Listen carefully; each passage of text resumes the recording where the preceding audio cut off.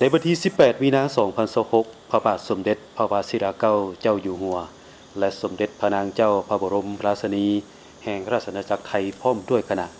ได้เสด็จเยี่ยมยามศูนย์พัฒนาและบริการด้านการเกษตรห้วยซ้อนห้วยซั่วให้เกียรติต้อนรับโดยพระประธานทองรุนศรีสุริตประธานประเทศแห่งสาธารณรัฐประชาธิปไตยประชาชนลาวพร้อมด้วยภรรยาและคณะผู้แทนที่เกี่ยวข้อง2ฝ่ายโอกาสดังกล่าวท่านลิ้นคำดวงสวรรค์รัฐมนตรีกระทรวงเกษตรกรรมและสิ่งแวดล้อมได้ต่างหน้าให้รัฐบาลแห่งสาธารณรัฐประชาธิปไตยประชาชนลาวกล่าวรายงานโดยย่อเกี่ยวกับประวัติความเป็นมาและผลสำเร็จที่พ้นเด่นของศูนย์พัฒนาและบริการด้านการเกษตรห้วยซ้อนห้วยซั่ว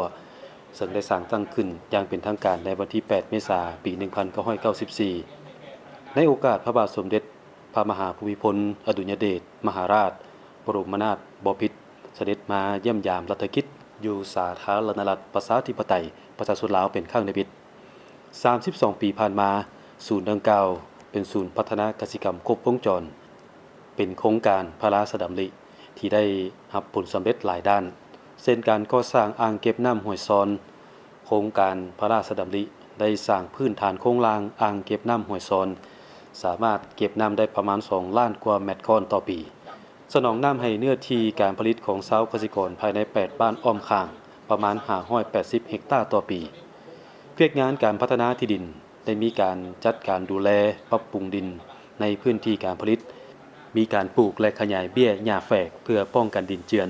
ผลิตฝุ่นบ่มชีวภาพน้ำหนักสมุนไพรต่างๆเพียกงานปลูกฝังได้ขยายแนวพันธุ์ข้าวแนวพันธุ์ไม้ให้มากเห็ดและพืชผักต่างๆเวียกงานเลี้ยงสัตว์และการประมงในแต่ละปี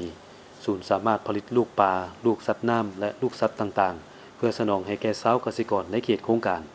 บรรดาแขวงต่างๆและได้มีการตอบรับจากสังคมเป็นอย่างดีเวียกงานการซุกยู่ส่งเสริมชาวเกษตรกรแต่เอาใจใส่ในการสร้างครอบครัวตัวแบบด้านการปลูกฝังเลี้ยงสัตว์และด้านการผลิตกสิกรรมแบบผสมผสานเฮ็ดให้เขาเจ้าสามารถสร้างรายรับให้แก่ครอบครัวได้สูงขึ้นเวียกงานการพัฒนาบุคลากรได้เอาใจใส่จัดฝึกอบรมระยะสั้นระยะยาวการสาธิตทดลองการถ่ายทอดเทคนิคเทคโนโลยีทางด้านวิชาการต่างๆพร้อมทั้งการจัดทัศนศึกษาแลกเปลี่ยนบทเรียนให้แก่พนักงานประจำศูนย์สถานีนักเรียนนักศึกษาและชาวเกษตรกรในขอบเขตทั่วประเทศในแต่ละปีบรรลุ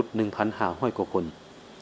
นอกจากนี้ได้ส่งพนักงานวิชาการของศูนย์ไปยกระดับวิชาเฉพาะในระดับต่างๆทั้งภายในและต่างประเทศผลสำเร็จของโครงการร่วมมือดังกล่าวได้ยั่งยืนให้เห็นมากผลของการพัวพันร่วมมือลาวไทย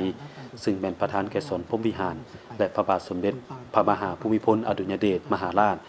บรมนาถบพิตรได้ร่วมกันวางรากฐานอันแน่นหนาและมีวิสัยทัศน์อันสลัดทรงใสให้การช่วยเหลือสร้างตั้งศูนย์ที่สำคัญแห่งนี้ขึ้นมาตลอดระยะเวลา 32 ปีแห่งการจัดตั้งปฏิบัติเวียกงานของศูนย์ทุกภาคส่วนที่เกี่ยวข้องทั้งฝ่ายลาวและไทยได้สุมกำลังแหงและร่วมจิตร่วมใจในการประกอบส่วนด้านสติปัญญาและทุนหรเข้าในการพัฒนาศูนย์แห่งนี้ด้วยไมตรีจิตมิตรภาพและความรับผิดชอบสูงสำหรับทิศทางแผนการพัฒนาของศูนย์ในต่อหน้าแม่นสืบต่อสุมใส่พัฒนาศูนย์แห่งนี้ให้เป็นบอนเฮียนฮู้เป็นศูนย์ต้นแบบที่ดีในการผลิตกสิกรรมเพื่อเป็นบอนถ่ายทอดความรู้ทางวิชาการและเทคโนโลยีที่ทันสมัยให้แก่ชาวเกษตรกรกลุ่มผู้ผลิตนักเรียนฮู้นักศึกษาและผู้อื่นๆในทั่วประเทศสืบต่อสุขอยู่ส่งเสริมการพัวพันร่วมมือเพื่อประกอบส่วนเขาในการเสริมขยายสายพัวพันมิตรภาพและการร่วมมืออันดีงามฐานบ้านใกล้เฮือนเคียงที่มีมาแต่โดนนานและการเป็นคู่ร่วมยุทธศาสตร์เพื่อการเจริญเติบโต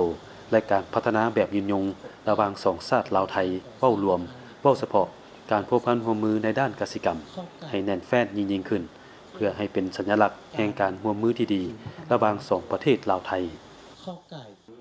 ในโอกาสแห่งความเป็นสิริมงคลนี้ท่านดินคำดวงสวรรค์ได้ต่างหน้าให้รัฐบาลและประชาชนลาวก็คือศูนย์พัฒนาและบริการด้านการเกษตรห้วยซ้อนห้วยซั่วแสดงความขอบใจและฮู้บุญคุณเป็นอย่างยิ่งต่อโครงการช่วยเหลือซึ่งเป็นโครงการพระราชดำริที่ได้สร้างประโยชน์และบทเรียนอันล้ำค่าในการพัฒนาศูนย์แห่งนี้และช่วยปรับปรุงชีวิตการเป็นอยู่ของประชาชนลาวบรรดาเผ่าให้นับมือนับดีขึ้นเทื่อละก้าวจากนั้นพระบาทสมเด็จพระวชิรเกล้าเจ้าอยู่หัวและสมเด็จพระนางเจ้าพระบรมราชินีแห่งราชอาณาจักรไทยและพระประธานทองรุนศรีสุริตน์ประธานประเทศแห่งสาธารณรัฐประชาธิปไตย ประชาชนลาวพร้อมด้วยภรรยาได้เยี่ยมชมงานวางแสดงผลงานของศูนย์และโครงการการเกษตรทฤษฎีแบบใหม่